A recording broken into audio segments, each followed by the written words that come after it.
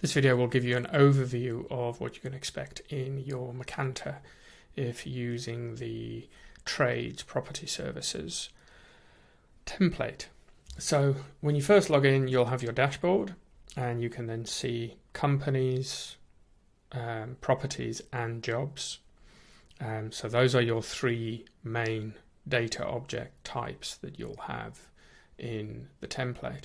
So if we go and have a look at our workflow boards, we can see we've got a company here who's an inquiry at the moment, and under jobs we've got a job that's been raised but nothing else has happened with it yet at that stage. So if you're an admin, you'll have access to the admin settings, and then let's go and have a look at my record. So you can see on my record I have access to this company. This shows on my record because I have a relationship of sales rep with the company. We can see Martha is the key contact. The same will happen with properties, where again you can see who's related. In this instance, Martha is the client and the key contact. And then under jobs, something similar. And we create the job ID is automated and the property ID will be generated as well. So if we go and let's say we go and find this contact, and we're going to give Erwin a company. He's got no company at the moment, so I can go and add an item, and Erwin's camping company. He's in outdoor activities, and you can then fill in, and we say this is an inquiry. At this stage we can set up the details. You can see that Erwin's the key contact already connected and I'm a sales rep, so that's been automated in the setup, so we don't need to do that. We can then just save that, and then here's that company. Now if we were to go before I do that, you'll see here whenever you connect a logged in user to a new data object, they get a notification and you can go straight to that object to review if you choose to. So let's go over to my record, and now we can see under companies I have two companies because I have a relationship to this company and I have a relationship to this company. Now it's important to remember these aren't just fields saved on my record, they are data objects in their own right, and therefore if I go over to Erwin and I look at companies, it's the same data object I'm seeing. So update in one place, it obviously automatically updates in the other. If we then go back to our workflow board and under companies, we can see we now have the two, and we can see here we have two at inquiry stage at the moment as well. So let's go and update one here, so we can say Martha has now become a client. I can just move that across. I want to go and have a look at Erwin and add a property. So we have his company there. I can go to properties and say add a new item. Property ID will be auto-generated in this template. You can of course turn that off, or you can amend how the IDs are generated, but leave that up to you. We can put in the property address, so just put that in. Property type in this instance we're going to say is a house. I can put in a description. Occupancy is occupied by the owner. I can say key location, it's in a lockbox. Key ID, access code, anything like that I want to do. I can say related company. Well, this property relates to Erwin's camping company, and again you'll see I'm set up as property manager automatically, Erwin's set up as the key contact, and you can add additional contacts and connect them. So you can see there's options of relationships, who's the tradesman, who's the facilities manager, whatever you need for those. So let's save that property.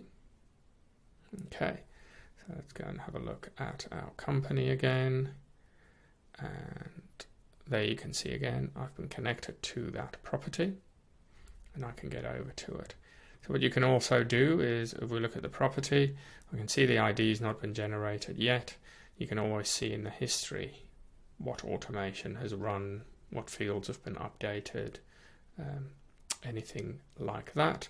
So let's go and have a look at our dashboard. So here we can now see there's an owner-occupied property. If I go in there, I can see that it's Erwin. Now, of course, Erwin owns this property or is the key contact. I can, if it was tenanted, I can have, like we have here, I can add in, well, who's the tenant under those relationships. I can add a tenant in and then contact them for particular things as we need to.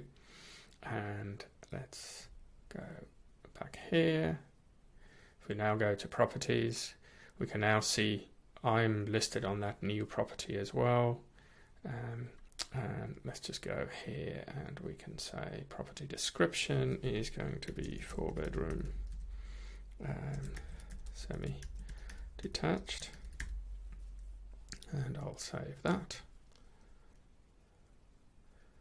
close that off.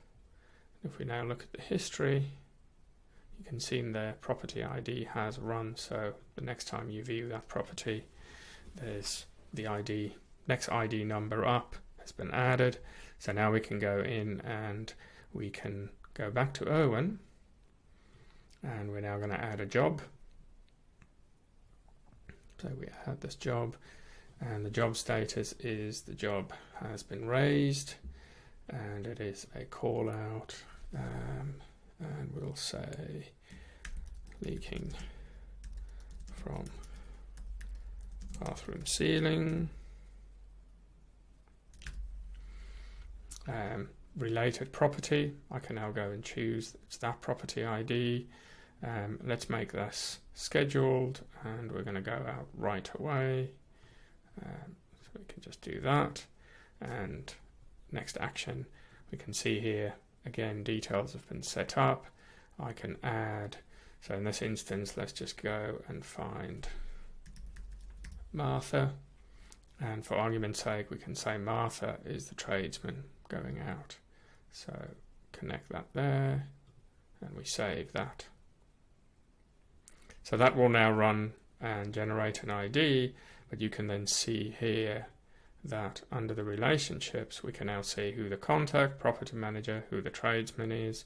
If I now go to here, we can see we've got an active job on our dashboard, new job for me.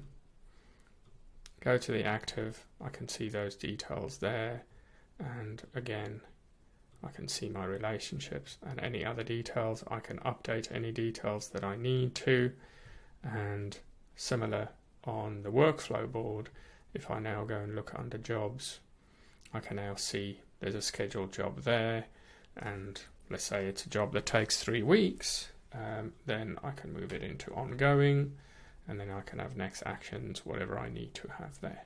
So that's just a quick overview of the kinds of things that you have in this template.